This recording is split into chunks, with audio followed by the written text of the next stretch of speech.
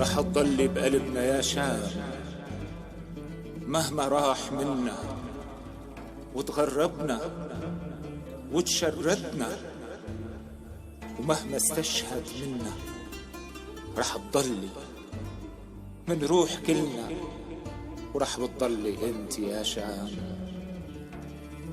ولأنك جدة المدن رح تحكي للأجيال جيل ورا جيل إنه بيوم من الأيام خذلوك ولادك وتقاتلوا، وفي منهم هرب وفي منهم طمع، بس في منهم بقي وفي منهم بكي مشانك يا شام.